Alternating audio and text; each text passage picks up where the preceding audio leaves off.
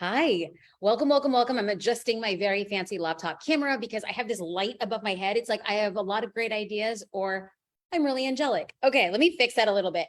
All right, so welcome. Today I'm going to be talking about something that's near and dear to my heart because this is what I hear from a lot of business owners, and this is how to avoid social media burnout. So without further ado, what I'm going to do, because we got really fancy today, is we're gonna share some goodness, and we are going to share this amazing presentation. Not amazing, that sounds like pretty self-indulgent. What I was going to say was this presentation that I hope is very valuable to you. So how to avoid social media burnout. Well, social media burnout is real. Now, we all experience it in different ways and at different times, but I can tell you that talking to so many business owners day after day and week after week, it's more common than you think. So common symptoms include you dread creating new content. You look at a post and you're like, ugh. You procrastinate, not knowingly. You just kind of find ways to put other things to do in front of creating content. And social media feels like a second full-time job because there's things that are always changing. Trends are changing, hashtags are changing, algorithms are changing, and social media can feel like a lot. It is a lot going on a lot of the time. And you're like, can I just get a break? But, and it is a big but, social media is a powerful vehicle for sales and visibility. So even despite how you feel about social media, it is in your best interest. It is in your best business interest not to completely ignore it. So here are 3 tips for overcoming social media burnout and overwhelmed. Ideally, these tips help you to not get overwhelmed and help you not suffer from all of those things associated with burnout. Number 1, try not to reinvent the wheel every time. If you have done it once before, you can do it yet again. So what do I mean by this? I don't want you to feel obligated to create new content from scratch every single time. That's a lot of work. I am a big fan of repurposing content and then contextualizing it for the platform. We can get into Q&A, like you can bring in an example, and I'd love to help you work through how can you use one piece of content and put it on different social platforms. Because when it comes to content creation, I am telling you, it pays to work smarter, not harder. So what does this mean? How can you take a longer post, say you posted it on LinkedIn, and then repurpose it on Facebook a few days later, but contextualized for Facebook? Is there a possibility for you to have a robust Facebook post that you can break into 2 or 3 Instagram posts spread out over time? And the answer is yes. My question to you is, what is the strategy around it? Because the good thing about repurposing is that you can take a post that did really well on a different social platform and contextualize it for a different social platform. Because if it did well on one social platform, it's a higher likelihood that once it's contextualized, it will do well on a different social platform. So here's an example. You could turn YouTube videos into Instagram Reels or TikToks. I do this quite often. I will do a longer YouTube video, and then if there's like a 15 to 30 second clip, we'll clip it and turn it into a reel or TikTok. You can turn blog posts. Like, it's very common for me to write a blog post. It's like 3 ways to plan out your Instagram content. And it's a longer blog post. It's a little too much copy for what could go into Instagram, but I can create a 3-part Instagram series on how to do the very thing. So again, smarter, not harder. Now, you can create an Instagram story or a Facebook story. Like, let's say you did an Instagram like carousel post or a Facebook carousel post. Well, a couple days later, you can get that exact carousel post and put it into stories. Smarter, not harder, showing up consistently on social media. That is tip number 1 for avoiding social media overwhelm and burnout. Number 2 is to dedicate 1 time every month to content planning. Now, here's the thing. I did not say content creation. That's a lot of work in one day. But can you dedicate time to create a content plan? So often, many of us create a plan for how to do a website, create a plan for how to practice our sales calls, create a sales plan for product development. But what is the plan for marketing specifically? If we don't have a plan, we don't know the direction we're going, and it leads to us feeling constantly overwhelmed. Because I hate, and maybe you hate, waking up every day and wondering, oh, what am I going to post today? For years and years, I dwelled in the cycle of what am I going to post? What am I going to post? And it made me feel very overwhelmed. I had to get in front of what that plan was, because the minute I created a content plan, everything changed. So at the beginning of every month, I'm going to set time aside to map out the content for the month. So just imagine we're at the top of October. I am planning what's going to go on through the month. And there's a couple things that are popping up for me. Obviously, Halloween is something that I want to join the social conversation with. So I thought to myself, if I'm going to have a conversation around Halloween at the end of the month, are there any posts that I can create at the start of the month that would start getting conversations going? So I am planning on posting an idea post on Facebook, being like, any ideas what myself and my daughter could be for a Halloween costume? Now I did that, but I also did the same thing on my Instagram story. So I can actually show this to you right now. I hope it didn't disappear. I mean, wouldn't that be ironic that I'm trying to walk you through what it actually looks like? But, oh, it already expired. 24 hours on Instagram stories. But what I'm doing is using the same idea to drive engagement, posting on Instagram stories, because it did really well engagement wise. And then I'm like, oh, if it did that well on Instagram stories, let me try it on Facebook. Now, we want to be realistic with how much time you can commit.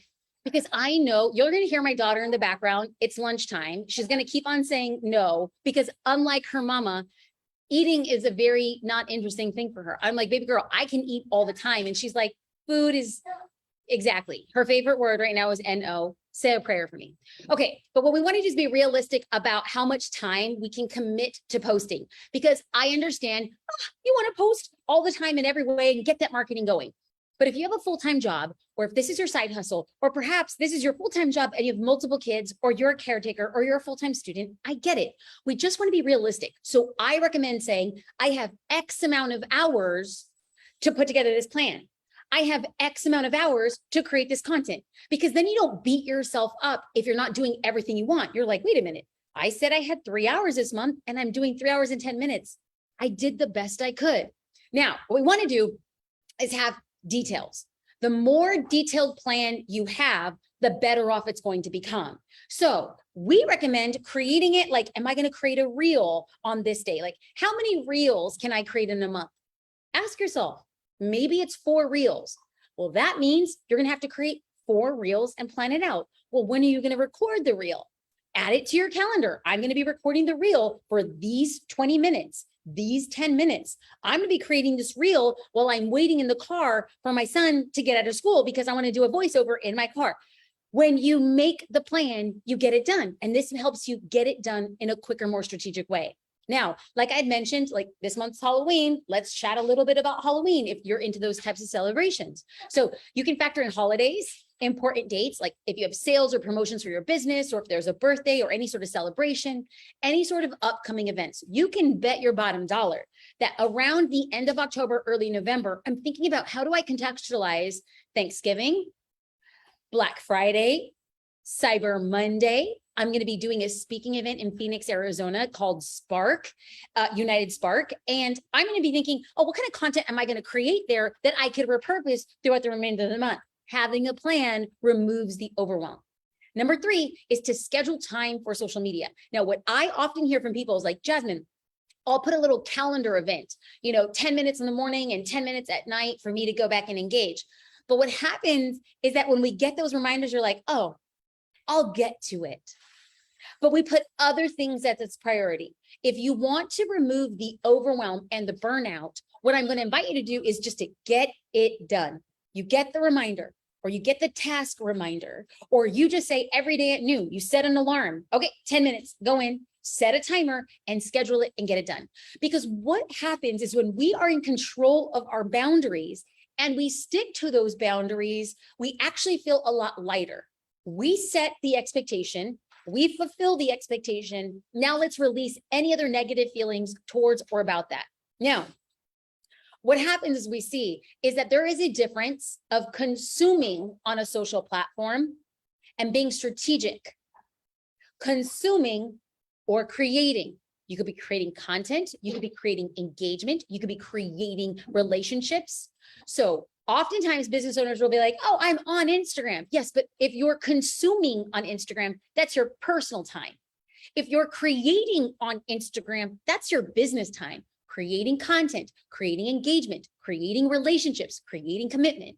So when you schedule your time and then you stick to it, that your only obligation is to be there for creation. And if you decide to personally spend time to consume, do that, but don't disguise it like you're there for business. I'm so overwhelmed being on Instagram for my business. Right. But if you're constantly searching about, I don't know, The Bachelor, is that really moving your business forward? I mean, unless you sell red roses, maybe or maybe not. You want to treat social media like it's another task on your to-do list. Now, I know it becomes a little difficult. I know it becomes, it's like, oh, I look like social media as an escape or as entertainment or as a fun place. I get that.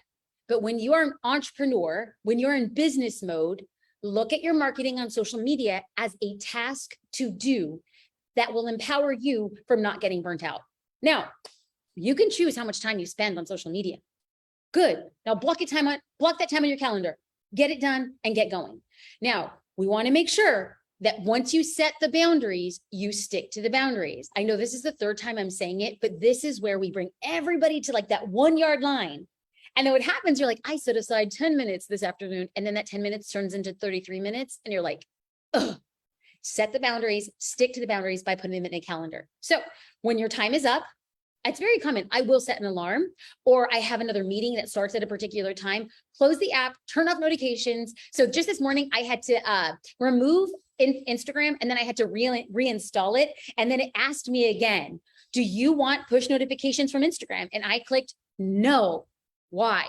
Because the push notifications, those alerts all day, causing me to be distracted, causing me to get into the app way more than I should be on a work day, and causing me to be overwhelmed. Oh, I should do this. I should do this. So I was letting what was urgent, an Instagram notification, get in way of what was important, getting my work done and being effective on the workday. So these 3 tips are going to really push you forward. Now, what we want to do is highlight one thing. 83% of Instagram users use the platform to find new products or services. I don't want to let the overwhelm get in the way of growth. 83%, y'all, for simple math sake, if there's 1 billion users on Instagram, 830 million of them are finding new products and new services. So if you know that the vast majority of people on Instagram are finding new products and services, your business should get discovered. But if you're overwhelmed and you're stressed, you're going to stop yourself from showing up. And this is where I would love to help you. I'm going to be teaching a live class, how to create an Instagram sales machine. I would love to see you there to get a proven step-by-step strategy and a system for selling on social media. We want new eyes on your business. You can sign up for this class at jasminestar.com/get sales. I'll drop a link in the chat below. I would love to see you there. Now it's time for a little bit of Q&A based on what we talked about. If we want to avoid social media overwhelm and we want to get this party started, let's start right about here. Okay, so Courtney Copeland said, do you use a posting software? Oh, Courtney, I'm the CEO and co-founder of Social Curator. We have a planning application to where you can schedule and auto post your posts from Social Curator to Facebook, to Instagram, to LinkedIn. Y'all better check it out. But for instance, right now I'm going live on Facebook, and then we'll post this video later on YouTube in its full form. I can't pre-schedule this to post live since I'm live, but I have a calendar invite and I have a phone reminder saying, Jasmine, it's time to go live on Facebook. So in both of those situations, it's live in real time and possibly also scheduling and posting. Karina Moses said, don't you have to consume for IG content to show your content? Karina, can you add a little bit more clarity? Can you ask your question in a different way?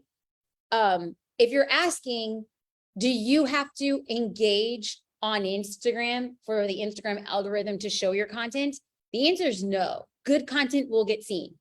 However, engaging on other accounts is helpful. But this is why I had said to schedule in calendar reminders for 10 minutes when you're going to go and engage. If you have sent me a direct message in the last 24 hours, I responded to that direct message on Instagram.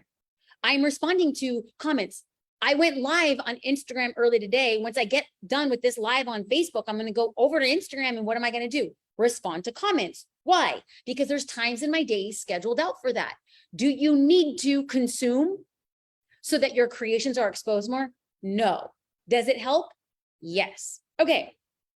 Llama Journey, how can we schedule a reel with a trending audio? Llama, at this point in time, there is not a scheduling service that will do that. If you decide to make your own reel using your own audio, like you saying something, you can schedule that, and you can schedule that on Creator Studio in Facebook. If you have a creator account on Instagram, you could schedule it. What I do is when I'm using a trending audio, I will create the reel and then I save it as a draft. Now, there have been times where Instagram has had an update and any drafts that I had were deleted. Now, it doesn't happen very often, but let me tell you what I do now. I like to batch create my content so that I'm not stressed out every day. So I batch create my content once every 2 weeks. I set aside a few hours, I will create reels and content, and then I draft them. But just in case, I will create the reel, I will download the reel. But if I'm using a trending audio, when I download the reel, the audio doesn't go with that. Why? The audio is copyrighted with permission only for Instagram, which is why you cannot pre-schedule a reel. So just in case Instagram swipes out my drafts, I have the reel, I would upload the reel and then add the trending audio there. But most of the time, 9 times out of 10, I just save the reels, and when I'm ready to post it that day, I'll go to Social Curator, I'll download the caption that I wrote, because in Social Curator, we have caption templates. So I am writing my captions inside of Social Curator. I download it, I upload the reel, less than 5 minutes, I am done posting. And then I have another set sessions and times during the day for me to engage on Facebook, on Instagram, on LinkedIn. Okay, so should I be putting all of my energy into Instagram? Well, Instagram right now, Instagram and TikTok are the 2 fastest growing and most engaging social platforms. If you have time only for one platform, well then sure, Instagram is a great place to go. However, I never say this is the best platform, this is the only one you should be on. Not at all. The industry is changing all the time. My question to you is, where is your dream customer? Because if you are serving a demographic, like let's say you're serving guys who are 65 years old, really into ESPN, chances are they're really not going to be on Instagram. They might, some are, but where do you think a lot of guys who are over 60 into sports? There's a good chance they might be, depending on Facebook groups, like ESPN Facebook group.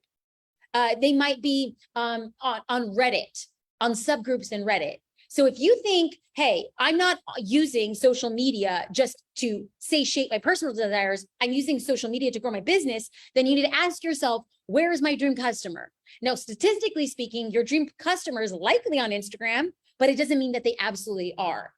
If you are certain that your dream customer is on Instagram, it is a really good platform to drill down and learn how to turn your followers and attract new followers, not just any follower. You want to attract a primed follower, somebody who's primed to become a customer. Now, if you have an Instagram account and you're not really getting sales from Instagram, that is proof that you don't have a strategic sales funnel for Instagram. So, Instagram's changed a lot. How I am using Instagram for sales in 2022 is very different than how it was in 2020 and 2021 for obvious reasons. The world was an entirely different place.